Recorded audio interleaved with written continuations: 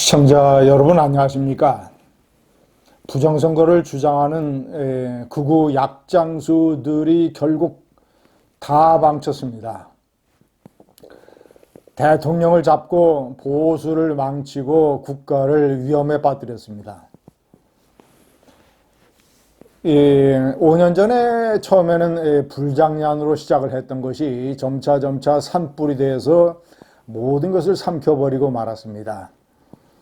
이 약장수들의 폐해는 대충 세 가지입니다. 첫째,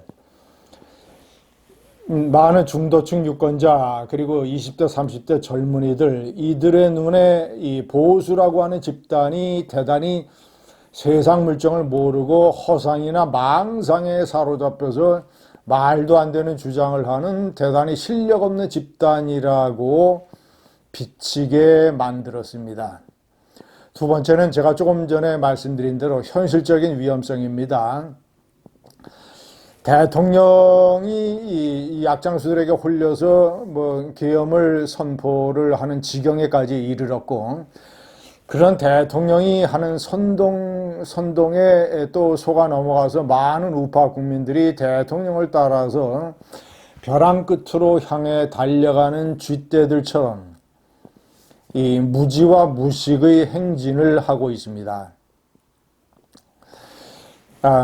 세 번째는 시청자 여러분, 가만히 이런 일이 없었다면 가만히 사법부의 확정 판결로 고사했을 이재명을 다시 살려냈고, 이재명이 대통령이 되는 데 가장 유리한 고지를 차지하게끔 만든 대단히 현실적인 정치적 선거적 위험을 초래하고 말았습니다.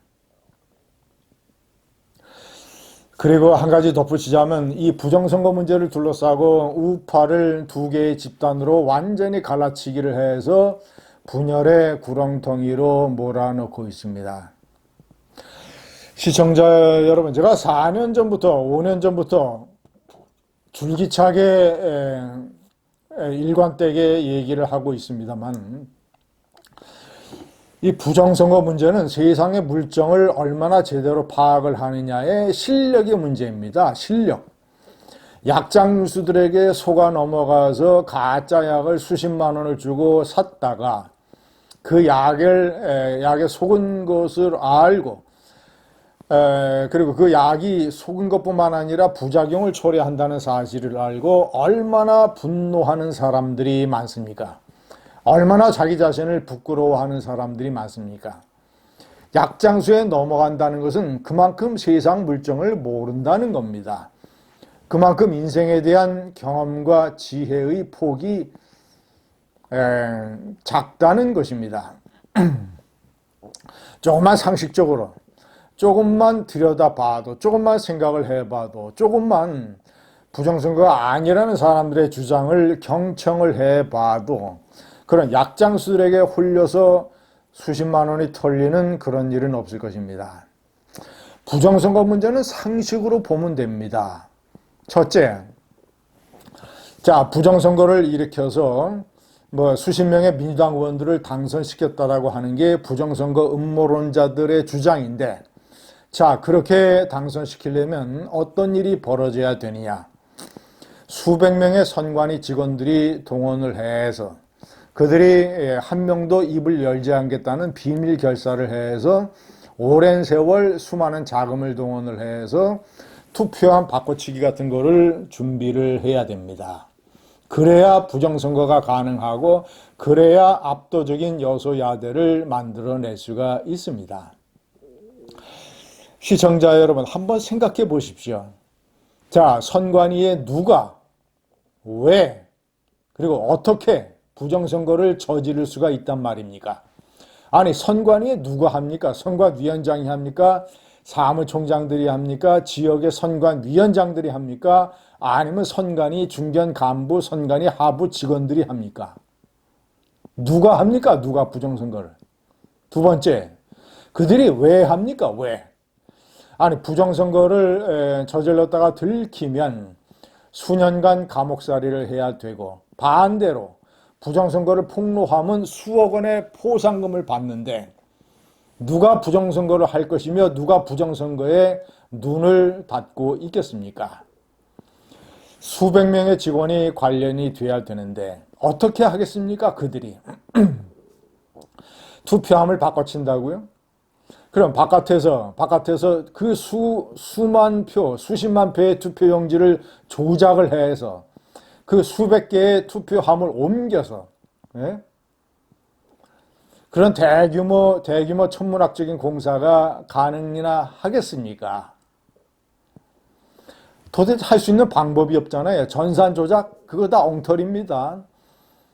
선관위에서는 이 전자개표를 하고 그것을 다시 수검표로 해서 다 일일이 확인을 해서 요새는 이제 수개표도 같이 병행을 합니다만은 그거를 다 아날로그식으로 숫자로 다 일일이 장부에 적어 놓습니다. 그래서 전산 결과와 그것이 맞아야만 그것이 다 선거 결과가 되는 것입니다. 만약에 어떤 사람들이 그것도 불가능하지만 중앙선관위 서버를 침투해서 해킹을 통해서 전산을 조작한다고 칩시다. 그러면 아날로그로 장부에 적어놓은 숫자하고 맞지 않으면 바로 들통이 납니다. 장부에 적어놓은 아날로그 숫자가 그것이 진실이기 때문에.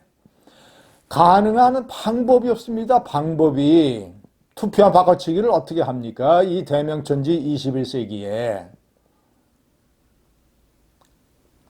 전자개표기 조작을 어떻게 합니까? 수검표로 전부 다 검표를 하는데 조작을 할 수도 없거니와 일일이 투표용지가 다 필름에 찍히는데 누가, 왜, 어떻게, 이것이 아무런 설명이 안 됩니다. 불가능합니다. 절대적으로 불가능합니다. 자, 그렇다면 이 음모론자들이 약장술이 주장하는 그 차고 넘친다는 수많은 증거들은 뭐냐? 거의 모두가 다 해명되고 밝혀지고 아닌 걸로 다 드러났습니다. 예를 들어서 헌법재판소에서 윤석열 대통령 측이 주장을 한 그 바보 같은 증거들, 무슨 투표용지에 투표관리관 도장이 번져 있다? 그 선관위하고 대법원이 다 설명을 했잖아요. 잉크가 들어있는 이걸로 찍는 것, 잉크 도장 외에 재래식의 인주까지 찍을 수 있도록 허용을 해서 인주를 찍었을 때는 그렇게 번지는 경우들이 있다고. 그리고 빳빳하게 접힌 것 같지 않은 투표용지 다발이 묶음이 발견이 됐다고. 그 대법원 직원들이 선거소송에서 민경욱 씨 선거소송에서 다 그거 일일이 확인했잖아요. 확인해서 들여다보니까 현미경 가지고 보니까 다 투표용지가 접힌 흔적이 다 있다는 거 아닙니까? 다 접어서 넣은 정상적인 투표용지였다는 거 아닙니까? 그거를 버젓이 헌재에서 부정선거의 증거라고 대는 이 바보 같고 순진하고 무식한 윤석열 대통령 측 변호인들. 또 무슨 어떤 이 듣보잡 인터넷 매체에서 무슨 계엄을 해서 선거연수원을 급습을 해서 중국인들 99명을 잡아다가 주일 미군 기지에 송환을 해서 신문을 했더니 부정선거 개입에 자백을 했다. 어린아이들도 초등학생들도 눈치챌 만화 같은 얘기를 선관위에서 다 설명을 했지 않습니까? 선관위에서 승진을 대비해서 연수를 받던 직원들이 있었을 뿐이라고. 계엄군이 선거연수원에 들어오지도 못했다고. 이런 것을 버젓이 헌법재판소에서 변호인단이 윤석열 대통령이 주장하는 부정선거의 증거라고 댑니다. 헌법재판관들이 속으로 얼마나 실수를 했겠습니까? 이게 대통령의 수준이구나. 이게 대통령이라는 사람이 관저에 틀어박혀서 약장수 유튜브나 보고 자기가 정무수석이나 민정수석을 동원해서 조사를 하면 부정선거가 아니라는 것을 그들이 자세하게 보고서를 써서 대통령에게 올렸을 터인데, 그럴 수 있는 사람이 그런 위치에, 정보 수집의 위치에 있는 사람이 그런 거 다 자치하고 바보처럼 무지하게, 아니 부정선거가 없었다고 속으로 믿으면서도 다른 목적으로 계엄을 선포했으면서도 핑곗거리로 대고 있는지도 모르죠. 그렇지 않으면 그게 대통령입니까? 약장수 유튜버들에게 놀아나서 그런 대통령을 믿고 따르면서 뭐 지켜주자, 지켜야만 이재명이 집권을 막는다 이렇게 외치면서 이재명 집권 여부와 윤 대통령과는 아무런 상관이 없습니다. 윤 대통령을 오히려 저렇게 무지하고 비겁하고 교활한 행동을 했던 윤 대통령을 철저하게 버리고 탄핵에 찬성하고 부정선거에 반대하고 대중성 있는 후보를 뽑아서 열심히 선거를 해야 이재명을 이길 수 있습니다.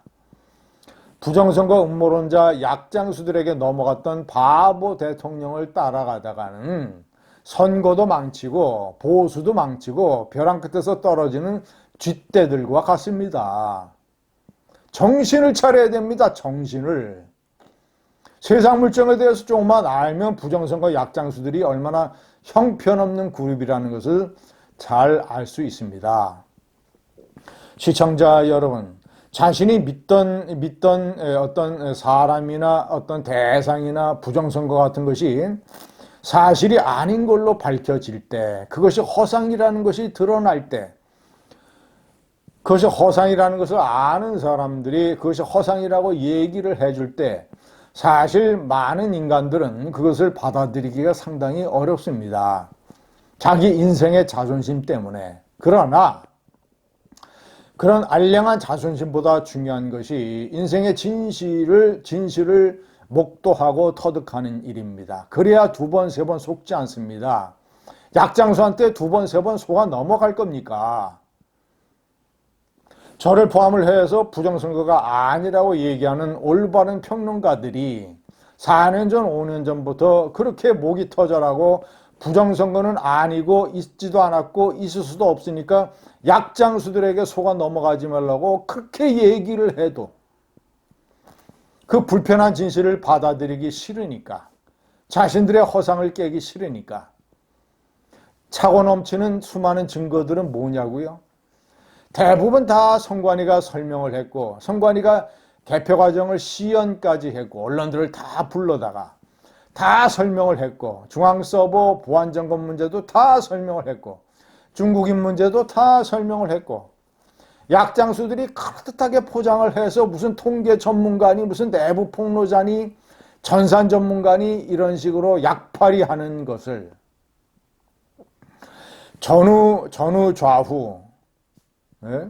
앞뒤 이런 모든 이 시말의 관계를 이렇게 자세하게 설명을 해 드려도, 부정선거는 약팔이라는 것을 말씀을 드려도, 선관위에서 누가 왜 어떻게 부정선거를 저지를 가능성이 전무하다는 것을 말씀드려도, 선관위 직원의 최소 30% 이상들이 총선 때 국민의힘을 찍는 보수들입니다.